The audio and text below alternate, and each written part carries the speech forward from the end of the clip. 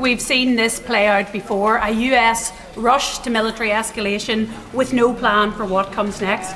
We've seen schoolgirls bombed in Iran, whole families killed in Lebanon, chaos in a region already scarred by repression and genocide and economic shocks that hurt the most vulnerable at home. In Irish, there's a phrase, "Ní altar an Sianach we go." Have we learned no lessons? People are asking exactly that. How many times do these horrors play out before the lessons are learned? The Prime Minister has said that the US will not be drawn into a wider war. Will he guarantee two things: that that position will hold in the face of mounting pressure from Trump and Netanyahu? And can he guarantee that this House would get a vote before the UK involves in any further conflict? Prime Minister. Unlike the Leader of the Opposition, my principles have been clear and unwavering.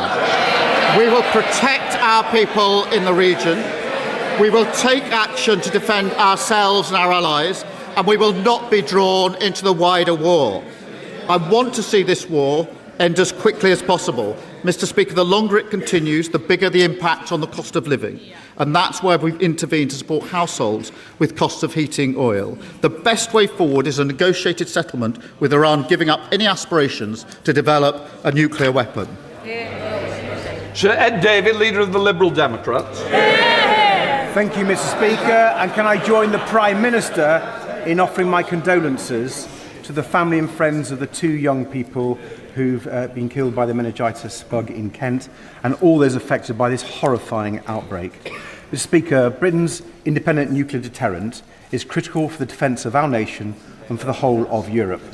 But the current Trident missiles will reach the end of their lives in the 2040s, so we have to make a choice now. Lease new missiles to the United States, accepting whatever terms the President gives us, or build our own here in the United Kingdom. And the Conservatives and Reform say we have to rely on President Trump and the United States because we couldn't possibly do it ourselves. Does the Prime Minister agree with them? Prime Minister.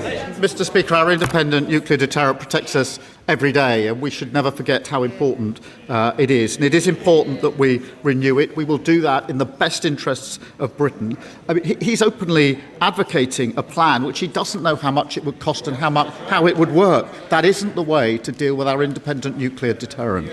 Sir Ed Davey. Well, Mr. Speaker, I'm surprised at that response. The French can do it. Does the Prime Minister really think Britain can't? But moving on, Mr. Speaker, a New World investigation into GB News has found hundreds of shocking breaches of the rules of impartiality and accuracy. Yet Ofcom has repeatedly refused to take action. Andrew Neil says, just as Fox basically became the channel of Donald Trump, it is clear they have turned GB News into the Reform channel. Mr. Speaker, we cannot let GB News propaganda turn our great country into their version of Trump's America. Either the government rules aren't fit for purpose, or Ofcom isn't properly enforcing them. Prime Minister, which is it? Prime Minister. Well, he's right to raise an important question of free speech and our media. It is a matter for Ofcom, and it's important that we let them deal with it. Thank you, Mr. Speaker. Violence against women and girls is a global emergency. It's a key concern that we discussed at last week's United Nations Commission on the Status of Women. Social media platforms are promoting and profiting off vile online misogyny. It's made its way onto playgrounds, workplaces, relationships, and even our politics, harming women and girls and exploiting young men and boys. In the manosphere, everyone loses. Can I ask the Prime Minister what this government is doing to tackle the harm being caused by hateful forces online? Prime Minister. Can I thank her and the others who attended the UN Commission for the Status of Women event. We are committed, Mr. Speaker, to halving violence against women and girls wherever it takes place, whether that's online, offline or on our streets. That includes banning deepfakes, tackling non-consensual intimate images and abusive vile content online. And can I say, Mr. Speaker, following up from last week, I was deeply concerned that Travelodge cancelled their meeting with MPs. I want them to put that right and put it right swiftly. Sir Jeremy Wright. Very much, Mr. Speaker. January of last year, I raised with the Prime Minister the issue of inadequate and inaccessible compensation for those injured by COVID vaccinations. The Prime Minister undertook to look into it along with the Health Secretary, but I'm afraid that more than a year later, no significant progress has been made. Now, I know that the Prime Minister and the government recognise the risk this issue poses to public confidence in mass vaccination, all the more important given the Prime Minister's opening remarks in this session, and indeed the pain it's caused to those who've been injured or lost loved ones, only doing what their government asked them to do. So can I ask the Prime Minister please to re-engage with this issue and ensure that his government makes swift progress now in resolving it? Prime Minister. Can I thank him for raising it, acknowledge the question he asked me last year in relation to this, and actually pay tribute to him and to Kate for her campaign.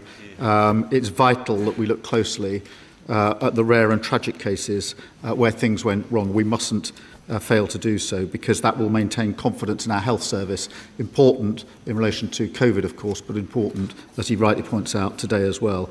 We are committed to looking at reforms to the vaccine damage payment scheme and engaging with those affected to make sure it meets their needs. Specifically, we expect the fourth module of the COVID inquiry to report next month, which will look specifically at the issue that he has raised. And I can reassure him we'll look at other recommendations very closely. Don Butler. Thank you, Mr. Speaker. At the international conference last week, it is clear that mobile phone theft is international organised crime, dragging in young people as young as 14 years old. The Mayor of London and the Met Commissioner have spent money in latest tech to combat this crime, and it's working, but they need help. Manufacturers have the ability to invoke a kill switch so that mobile phones stolen are worthless, but they're not doing it. Samsung's taking it more seriously than Apple. Will the Prime Minister agree with me that if manufacturers do not do this, that the government will implement legislation to design out crime and keep our streets safe? Prime Minister. Can I thank her for her question and welcome the Mayor of London's crackdown? The Metropolitan Police have made hundreds of arrests, recovered thousands of phones, and mobile phone theft has fallen. I agree with her there's more to do, and we must work with tech industry in order to do so, because if we can reduce the value of stolen phones, it helps bring the business models that drives theft. So we're committed to those working with the industry. We're willing to consider any further necessary action to drive down on this. Martin Ridley. Thank you, Mr. Speaker. Yesterday, the Chancellor announced £2 billion funding for UK sovereign AI and quantum. And the DCIT Select Committee was told government procurement will adapt to encourage UK companies to develop sovereign AI systems for government use. In light of these positive events, will the Prime Minister ensure this happens with key digital systems in health, defence and policing made sovereign and not recontracted to politically motivated US companies like Palantir, but re-tendered to UK companies? Prime Minister. Can I thank him? And as he says, the Chancellor set out yesterday the huge economic opportunities of innovation and AI. We've put £5 billion behind British startups, and we'll launch our sovereign AI unit with $500 million to help AI businesses start and grow. Investing the $2 billion that he referenced in our quantum capabilities, so we can be the first country in the world to roll out quantum computers at scale. Procurements must be the launch pad for startups, and we're determined to deliver that. Paul David.